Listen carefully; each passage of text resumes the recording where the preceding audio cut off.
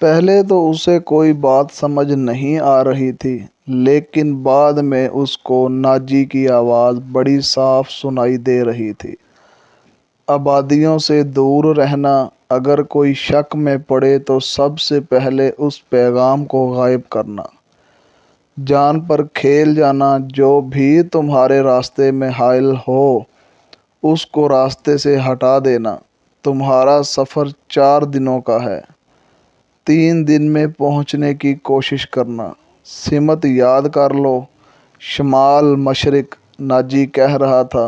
دونوں آدمی باہر نکلے، زکوئی بھی باہر نکلی۔ اس نے دیکھا کہ دونوں سوار گھوڑوں پر سوار ہو رہے تھے۔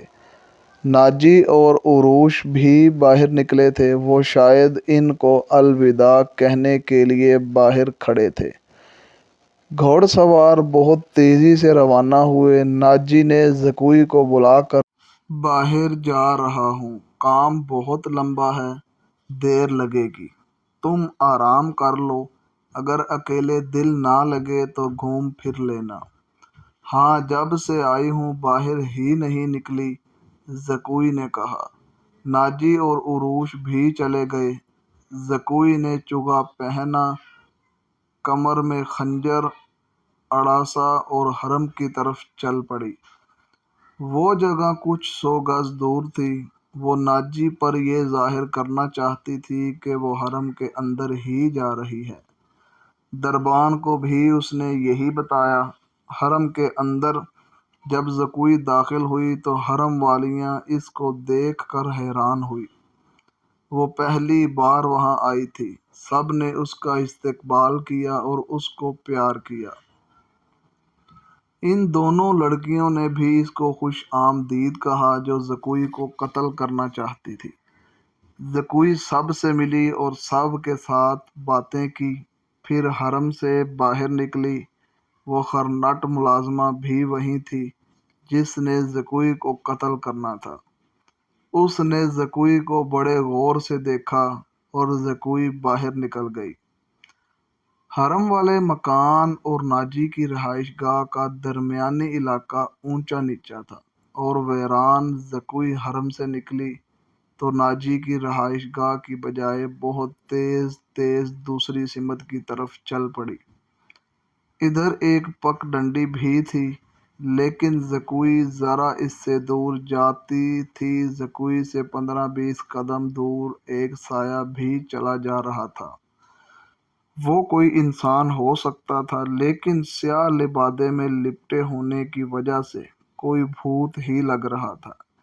زکوئی کی رفتار تیز ہوئی تو اس بھوت نے بھی اپنی رفتار اور تیز کر دی۔ آگے گھنی جھاڑیاں تھیں، زکوئی ان میں سے روپوش ہوئی۔ سیاہ بھوت بھی جھاڑیوں میں روپوش ہو گیا۔ وہاں سے کوئی 250-300 گز دور سلطان صلاح الدین ایوبی کی رہائش گاہ تھی، جس کے ارد گرد فوج کے اعلیٰ رتبوں کے افراد رہتے تھے۔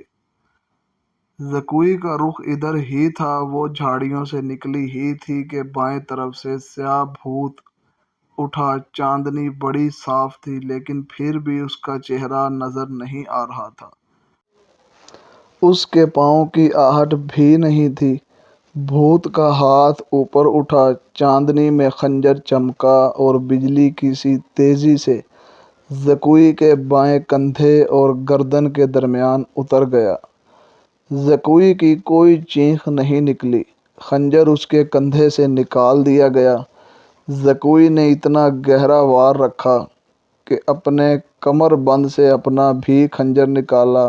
بھوت نے اس پر دوسرا وار کیا تو زکوئی نے اس کے خنجر والے بازو کو اپنے بازو سے روک کر اپنا خنجر بھوت کے سینے میں اتار دیا۔ زکوئی کو چیخ سنائی دی جو کسی عورت کی تھی۔ زکوئی نے اپنا خنجر کھینچ کر دوسرا وار کیا جو اس کے پیٹ میں پورا خنجر اتر گیا۔ اس کے ساتھ ہی زکوئی کے اپنے پہلو میں بھی خنجر لگا، لیکن وہ اتنا گہرا نہیں تھا۔ اس کے ساتھ ہی حملہ کرنے والی عورت چکرا کر گر گئی۔ زکوئی نے یہ نہیں دیکھا کہ اس پر حملہ کرنے والا کون تھا۔ وہ دوڑ پڑی، اس کے جسم سے خون تیزی سے بہہ رہا تھا۔ سلطان صلاح الدین ایوبی کا مکان اس کو چاندنی میں نظر آنے لگا۔ آدھا فاصلہ طے کر کے زکوئی کو چکر آنے لگے، اس کی رفتار سست ہو گئی۔ اس نے چلانا شروع کیا، علی ایوبی، علی ایوبی۔ زکوئی کے کپڑے خون سے سرخ ہونے لگے تھے، وہ بہت مشکل سے اپنے قدم گھسیٹنے لگی تھی۔ اس کی منزل تھوڑی ہی دور تھی، لیکن اس تک پہنچنا ممکن نظر نہیں آ رہا تھا۔